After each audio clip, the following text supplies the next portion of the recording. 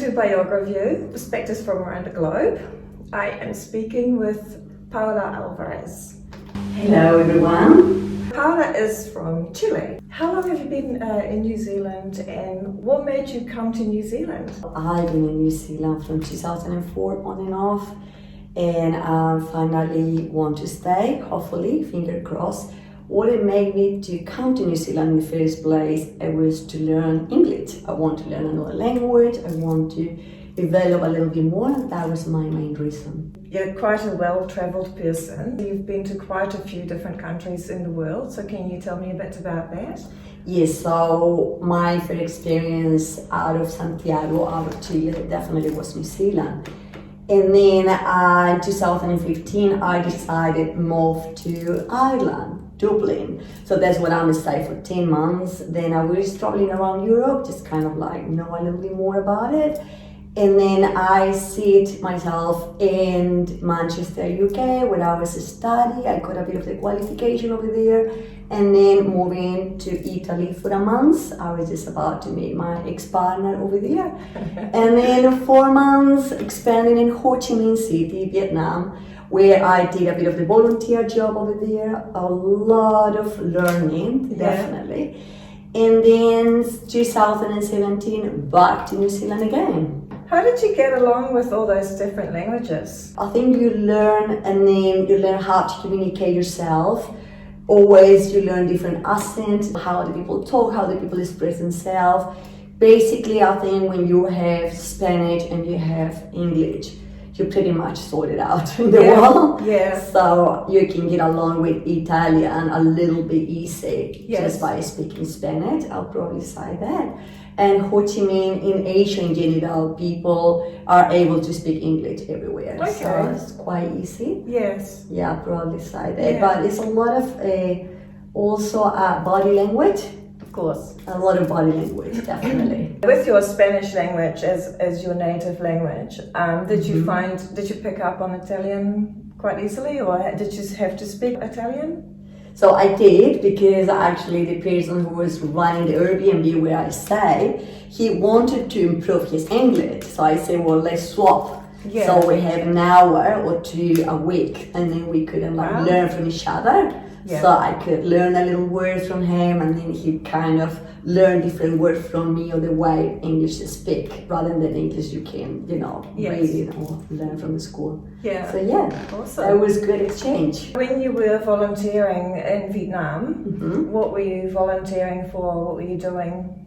But that is kind of like a funny thing, because so my first volunteer, it was in an orphan for girls, and I offered my help because I thought, well, if I'm here, I wanted to be able to do something for someone. And then I was looking, and I got to this orphan where they need someone. And I said, well, what I can do, I'm a hairdresser, I can do Reiki, I can do exercise as well. So I start teaching the girl a bit of the self-defense and a bit of the yoga and dancing. I thought self-defense, it will be the big things, because kind of empower her then. Yeah. But actually they feel opposite. They feel they want a bit more yoga and a bit more dancing. Wow.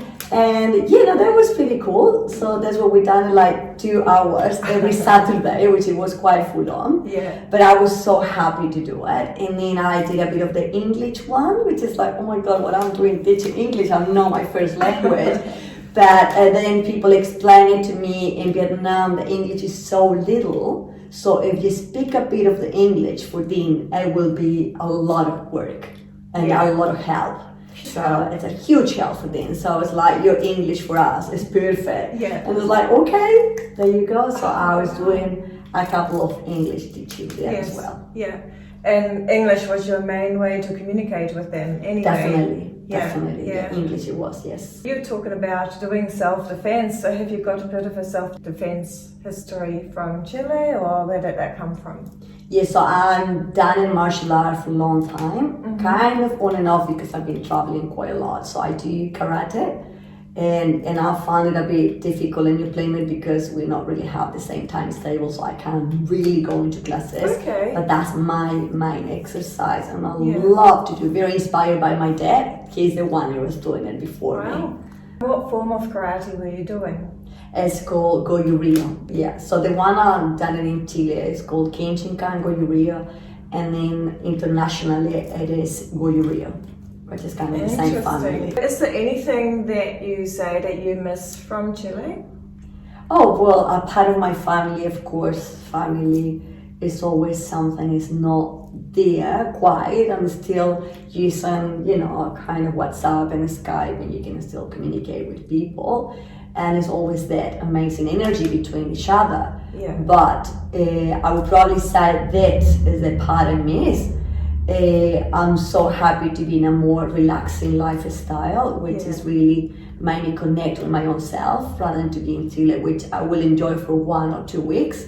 And then after I will go, oh my God, that's it. I needed to come back, definitely. And I'll probably say about food, it is a couple of nice places I would love to come back. I'm talking about restaurant or bar, because of course, we're very much into, food and late night and drinks and parties, definitely. But I would say it's a lot of going on in Implement, which people don't really know when they are not part of the community. But when you start knowing people, you will realize there's a lot of life going on in here, which is not necessarily connected with nightclub and restaurant. Yeah. It is so much more. What do you think that you feel like you've achieved, that you say, I'm really happy I've done this since I've been in New Zealand? I'd probably say in my new role, it's kind of like a new role, but I've been doing for quite a while now, which is being a team leader for this big company, which is Barbershop Co. I would probably say that is achievement of mine to see myself as a leader, but in different perspective that I did in Chile, which is kind of 100% different. And here we do have a bit more support and training about how to be a leader, which I had, and that is amazing how you can see the result and how amazing you can see people growing around you, and because you are of course get more mature and then more senior in your field, you can actually feel that confidence of trespass the knowledge to somebody else in different ways. Yeah. And I think by knowing you knowing the rest of the people around you better. Yeah. So I'll probably say achievement can be just to see how those people around me and the team member, they are growing and they are getting more independent, and they are even now, some of them are a team leader, which is very proud. It's just really a proud I can take off. Absolutely. That's been a very hard job and a journey, but at the same time a big rewarding for me. Did you learn your hairdressing skills while you were back in Chile, and then did you continue your qualifications while in New Zealand? Is that how it went? So I took this course, which it was kind of a small course in Chile, when I was actually working as a flight attendant, so it was at the same time, it was kind of parallelus. And then my first client, it was all the flight attendants and pilots, which it was kind of funny to see on the flight, all those funny haircuts. So that was my first experience with the field. Yeah. And then I got my mentor in New Zealand, Alina, so I'll say that's kind of my first approach to the real hairdressing world. Like that's actually for real. Wow. Before it was a bit yes and a bit no, like just kind of getting on my way. Then I got a bit more settled in my way, definitely in New Zealand by 2008. And then I was just kind of keep growing myself. And then I decided to take this NVQ in mentioning barbering in UK, in Manchester, because I thought, I want to go a little bit more forward. I need to get something a bit, sorted in the English language, because qualification in Spanish is not the same if you're gonna work in an English-speaking country. And that was the main reason why I'm done it. You told me that you're a qualified journalist as well, which is quite an amazing skill to have as well. How did that happen? So that was after school. I'm kind of looking at for something to do, and I was not quite sure about it. I really wanted to be a kindy teacher, but my daddy was not agree with that idea. So he goes, you have to looking for something else. And by just looking all this subject and whatever this profession offered to you, I thought, well, I can definitely be a journalist because I'm quite talkative and extrovert, and I really like contact with people, and that's how I got into the career. It's not really I found it my things. I found it was easy for me to do it, but I didn't find it will be a passion for me to do it, which is kind of why I came across with that profession, which it was kind of in a way enjoy it, but in a way I have to looking for something else. And that was my journey until get to here.